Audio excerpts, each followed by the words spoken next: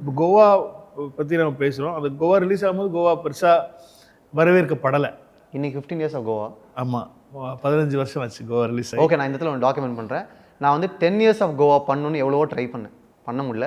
But இன்னைக்கு அப்படியே அமைஞ்சிருச்சு ஆக்சுவலாக. 15 years of Goa. 15 years of Goa. Yeah. And it's a very close to heart film. நிறைய பேருக்கு அது பயம் இருந்துச்சு. என்ன இட் வாஸ்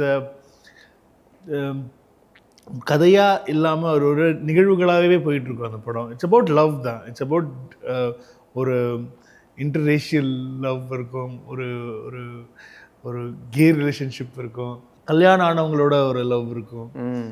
அப்புறம் வந்து ஜெய் லவ் தான் வந்து ஒரு அது லவ்வா இல்லையா, அது லவ் அதுவே ஒரு ஒரு ஒரு குழப்பத்தோடையே ஒரு ஒரு லவ். ஸோ எல்லா விதமான சிச்சுவேஷன்ஷிப்ஸில் இருப்பார். ஆமாம், வைபோ லவ் வேறு லெவல் லவ்.